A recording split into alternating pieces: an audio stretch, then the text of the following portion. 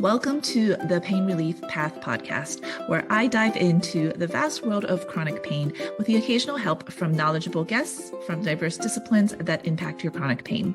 I am your host, Dr. Pan Zhang, physical therapist turned chronic pain coach. I'm here to educate, empower, and encourage you to find your path to a pain-free life. Thank you for listening. Enjoy. Hello, everyone. Welcome back to another episode of Wednesday Walk and Talk. My name is Dr. Pan Zhang. I'm a chronic pain coach. This is my daughter Opal, and this is the episode where we walk and talk about really everything that affects your chronic pain. And hopefully I can give you some good actionable tips to help you implement into your life and help you find your path, your unique, beautiful path to a pain-free life. So, this episode, what I want to talk today is what support might look like for you. And we're going to talk about, building and creating a good support system. Now, here's the deal. A lot of people, if you don't have a good support system right now, it might feel like you can't create one. And that's not true, especially with the way the internet is these days and just the availability of being able to reach out to people and groups to be a part of and to talk to. But we're also going to talk about how to find the right people, the right support that truly will serve you and help benefit you on your journey. Before we start, if you are watching this on YouTube, you can see that it is still snow, but it is super nice and warm today, and the trees are melting on us, and Opal has a hat that says, "I hunt for hugs." It's the freaking cutest thing in the world. I just wanted to share that because it's a great hat. Anyway, so support systems. So let's start with what most people think about when they think about support systems. They think about family, they think about friends, they might even lump their therapists or doctors in. That's all really great. And if you have a strong support system already that make you feel good, make you feel supported, and and this support system helps you along your path, you can kind of stop listening. But if you are one of those people who you feel like your support system may not be really serving you, or you feel like you don't really have much of a support system at all, in fact, quite the opposite, you have a system of toxicity, of people that don't support you, maybe don't believe you, and really just are not supporting you on your journey, then this is the episode for you. Keep listening. So, for people that you can see on a fairly daily basis and on a more personal support system, these are the kind of people that you probably want to be with. So let's say you are having a bad day. It's a flare-up day for you, and you are reaching out to somebody for support. First of all, what you want to build in your support system is, first, is to understand what you need from your support system. Are you somebody who needs somebody else to help you stay accountable whether or not you have a good day? Are you somebody who just needs somebody to listen without offering advice? Are you somebody who wants somebody else to be there to maybe share in your experience, whether that be your pain or your happiness or your sadness, or your joy, right? What are you looking for in a support system? And this is going to be very different for everyone. Some people do not want somebody else holding them accountable all the time because it might feel like a lot of pressure. You're already really, really hard on yourself, so you don't necessarily want somebody kind of breathing down your neck asking you, "Hey, have you done this today? Have you done this today?" And that might feel like not supportive. That might feel like naggy. Opal's singing and she agrees.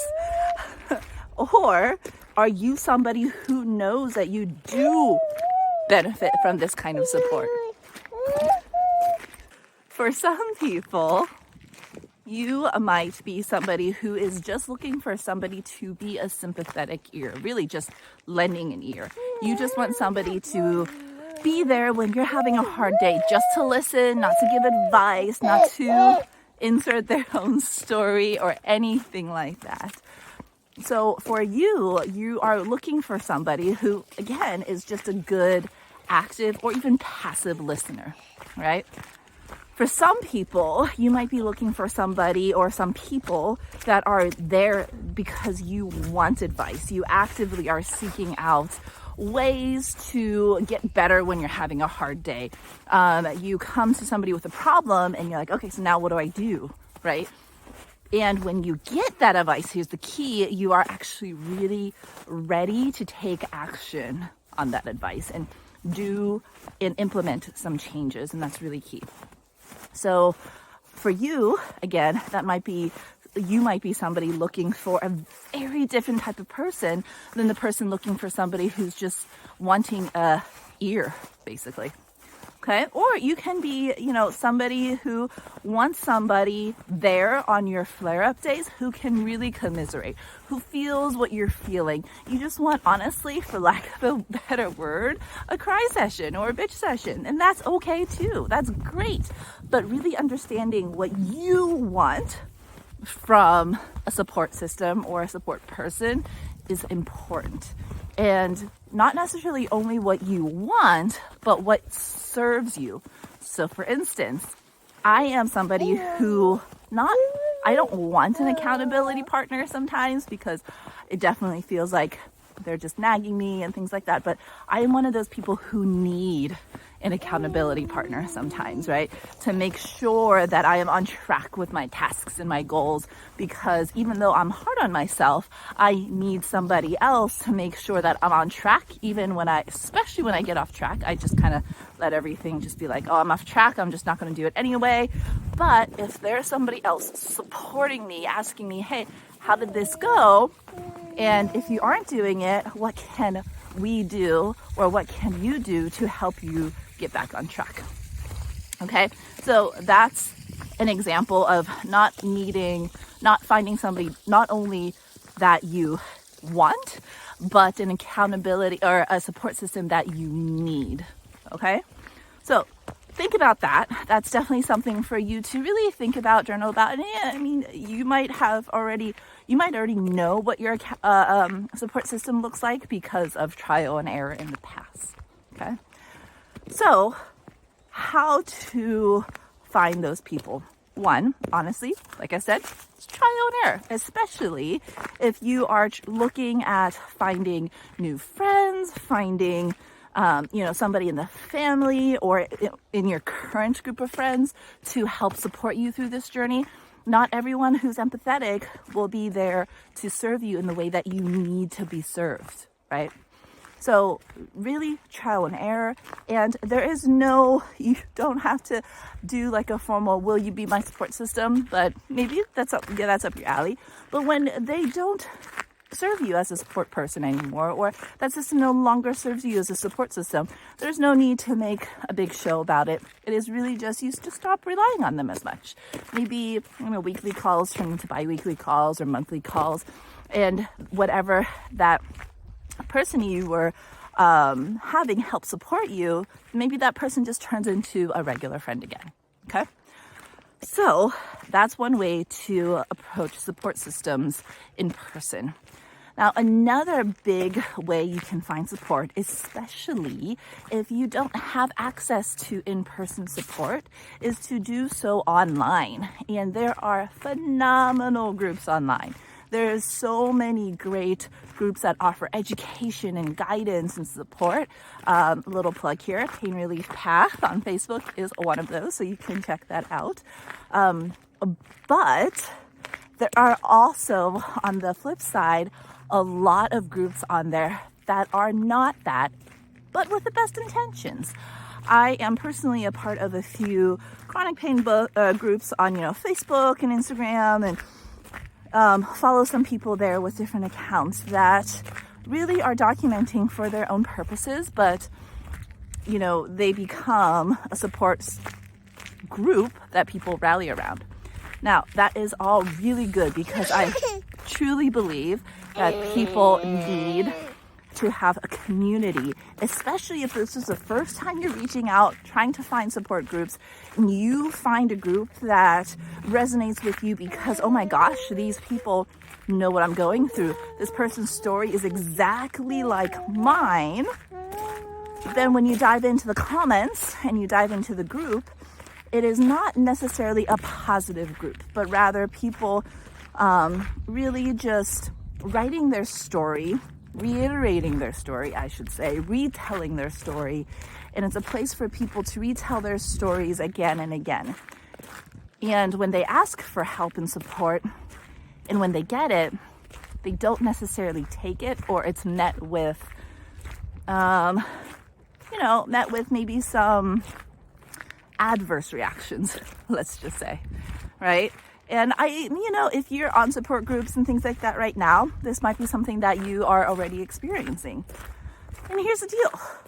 If you feel like this is supporting you and serving you in a way that it is helping you get where you want to be, then by all means, that is the right kind of support system for you. There's nothing wrong with that. But if you are one of the people who you get online, you check the support group because you're having a bad day, and instead of making you feel better, and instead of providing you some good tips and an action plan to get you through your day, instead you leave that group or that browsing session feeling more angry, more tired, more hopeless.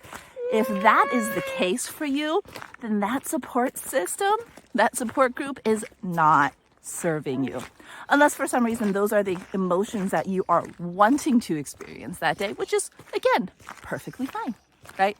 So the reason why I bring this up is because I am, like I said, on these support systems, because I want to make sure that with my content, I am providing answers to commonly asked questions. The common thing I see in a lot of these support groups is just a lot of negativity, people commiserating about that, which can be very, very, very therapeutic, but only to a certain extent. And once you commiserate about it, okay, now what's the next step? Now, how do you feel after you've commiserated about it? Do you feel more hopeful because there's somebody else out there like you? Or do you have you guys riled each other up into more anger and hopelessness and fearfulness? Another person on the group maybe hurt their back in the same way you did 10 years ago, and now they're completely incapacitated on 5 different opioids and completely withdrawn from life. Are you feeling hopeful when you read those posts? If you are not, find yourself another support group, right? So it's really important when you are scrolling through support groups and doing these types of things to be very deliberate with the content that you're consuming. And like I said, my goal is to create content that provides value and positivity and a route for people to go to who are really ready to make that change or to make a change in their lives. So to sum everything up, 1, with your support people or your support groups, make sure you understand what you want out of them, what kind of support you need to best serve you to get to your end goal. And number 2, when you are on online groups especially, make sure that that group that you've picked or that you are a part of, or even the people that you're a part of, are serving you.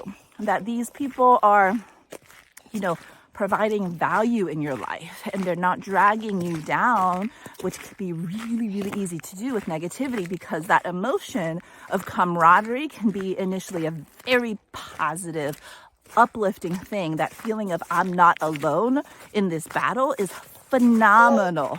And if you found a group like that, you know what I'm talking about.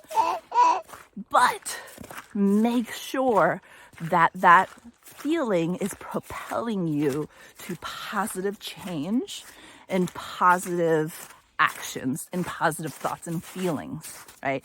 If that group is no longer doing that for you, then it is no longer serving you.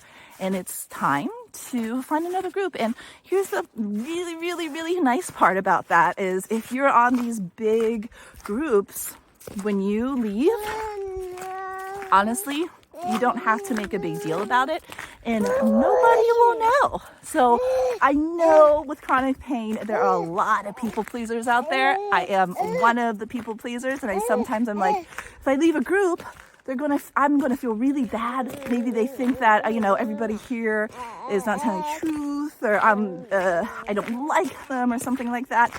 But there's that power in the anonymity online where you don't have to worry about that at all. It's not even a thing you have to consider. So that's really, really nice. It's a really positive pro to doing online support groups.